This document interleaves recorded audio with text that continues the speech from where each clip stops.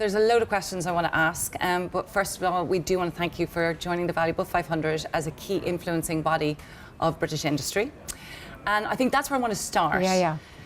Tell me, there's always an argument, does business have a role to play around disability? Do you think there is a role? And if we speak to it around making the UK competitive and also in looking at prosperity for all. What's your opinion on that? Well, so first of all, Caroline, just fantastic to be here. We are really proud to be part of the Valuable 500, and you know we said yes in a heartbeat, and you know we really want to try and lead by example in terms of what UK business does, and so good to hear the UK is doing well.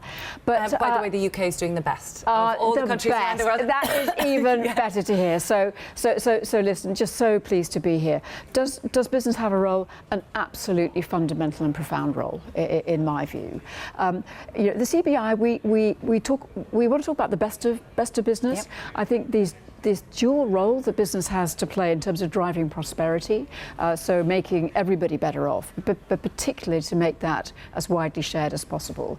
And what you're doing and the whole agenda around people who are differently abled and disabled in our workplace is part of both stories. So we care a lot about productivity, and what we know is the more you have a team of all the talents, the more you have different ideas coming in from different experiences, the better your company performs. It's a rock solid business case.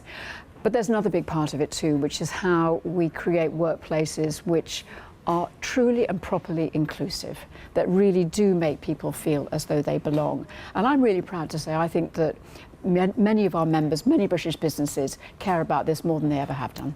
Well, we have so many of your members as part of the Valuable 500, so I can vouch for that. Yeah. But in general, so our experience has been disability has been sort of on the sideline of the diversity and inclusion agenda. It's sort of been the poor cousin. And one of the things I'm personally very against is this categorization of inclusion where we're competing LGBTQ against race, against gender, because disability is the one left out. Yeah.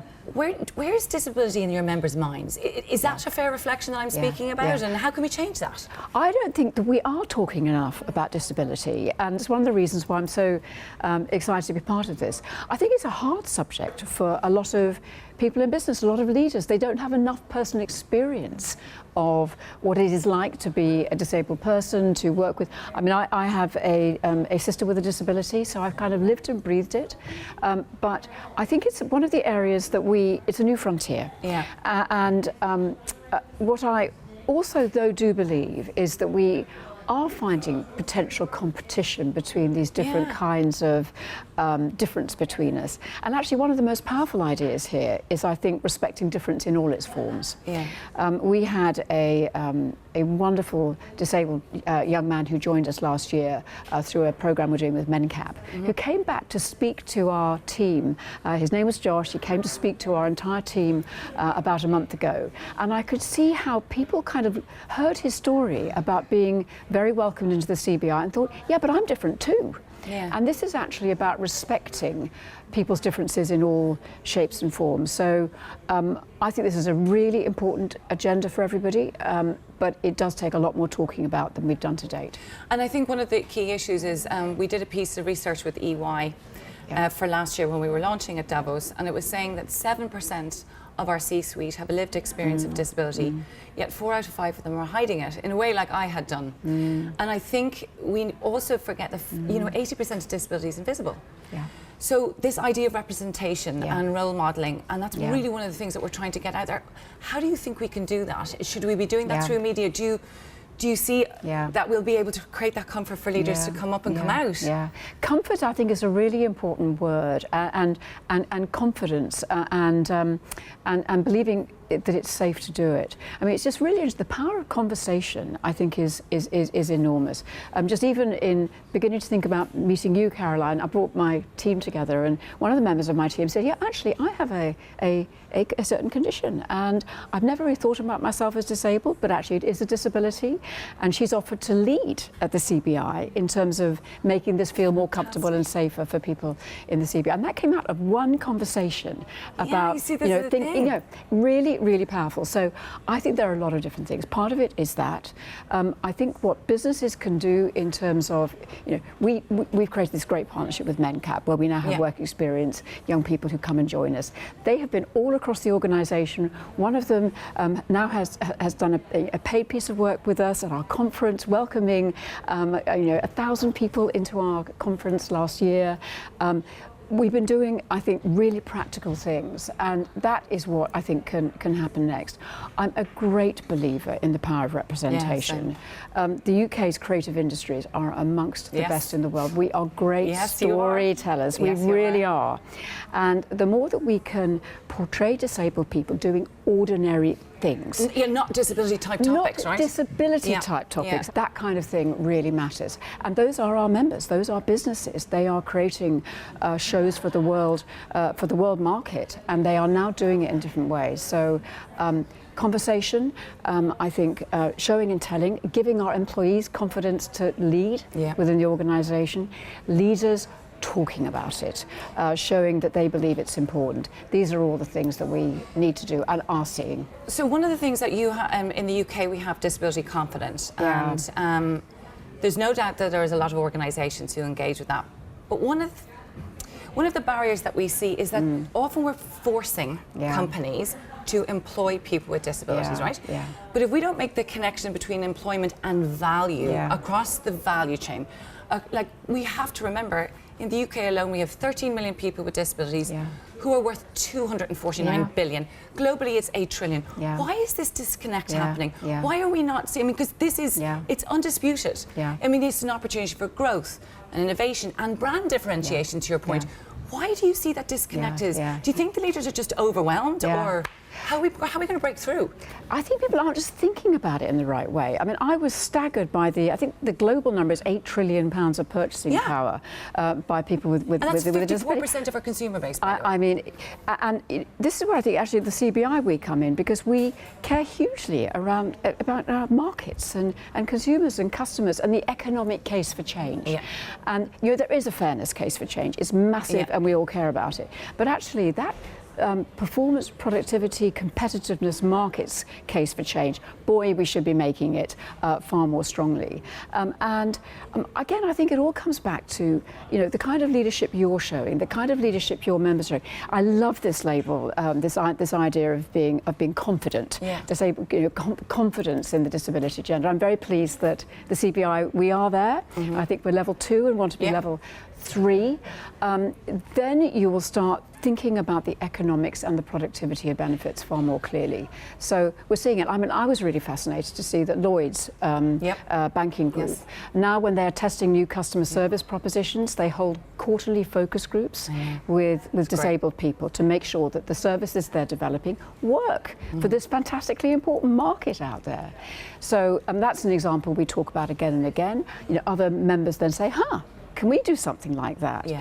We know that some supermarkets are creating Sainsbury's are phenomenal. Quiet times M&S, during the shopping Tesco, day. The attention that's now being paid to autism, because often people with who have autistic conditions are incredibly talented, and how that talent is tapped. And we know that Microsoft is doing quite a lot of work in that. So one of the things I think we can do is talk about these examples. Just make people honestly talking about it, sharing them, and that's where we come in. And from your perspective, I think it's really powerful when a CEO is aware of what's going on in the business and they're sharing it for that peer-to-peer. Because we don't expect the CEOs to do it, but we are asking for their intention and support to help this operationalise through the business. And then there's the role of business and the competitiveness of this country in the UK. I mean, one of the other stats that are terrifying is that disability exclusion is costing our OECD countries up to 7%. Now, in the position that you're in, how can we help our business leaders take this enormous opportunity so that the UK is more competitive. So, I mean, am I just stretching here? Am I just trying to be stretching, Caroline? You are really not stretching. I think that the whole future of our country and our competitiveness is about talent and people. You know, that is where we are. We are a knowledge economy. We are about the talents of our people. And here is an untapped talent base where we're just in the foothills of it. And one of the things I think we can say to leaders, and you are saying to leaders, you don't need to have all the answers. No. You don't need to have had personal experience to be able to be credible. No. You simply need to create the space for your teams. This is happening in my teams. I mean, it's incredible to see the leadership that can get unleashed when you say, actually, you know, this is important and you can do something about it. I mean, for example, we've just been innovating now just about how our offices are much more friendly to people with either, they're either partially sighted or they have their wheelchair. We've had a number of wheelchair users. We had no idea how difficult our apparently lovely open plan office is to navigate, and we've been fixing it. Awareness coming, I think, you know, I had no idea how to fix it, but we've created the environment where others can do it. But keep coming back to the economics, Caroline, because I think that is a motivator for everybody. We do want to make our economy more competitive, and we've got 1 in 5 people in the population who currently don't have that sense of belonging, and we can change that.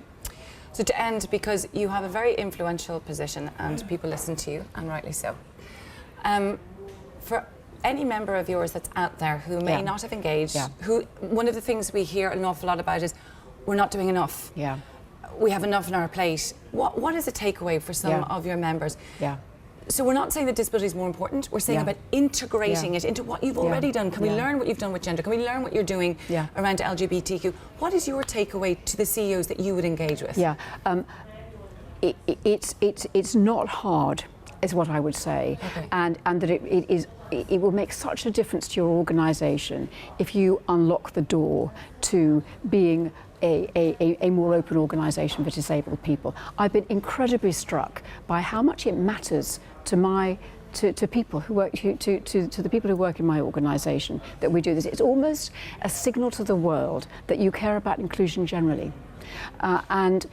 The other thing I would say is you do not need to know all the answers. There are a lot of people, and indeed many people in your own organisation, who will be able to say, I know what we can do. Here are some ideas. Here are the kind of answers that we can have. Open the door. You will be amazed what it unleashes in your organisation in terms of how much people feel they belong and the talent you will be able to bring through the door. And the pounds. And the pounds, because this delivers to the bottom line as well. Completely. At the end of the day, a lot of this comes back to our people, the competitiveness of our businesses, and how the UK can just be the most brilliant, open, inclusive, and really, really successful economy. Really appreciate your time and very much appreciate you joining our tribe. We are proud to be part of it. Thank you, Caroline.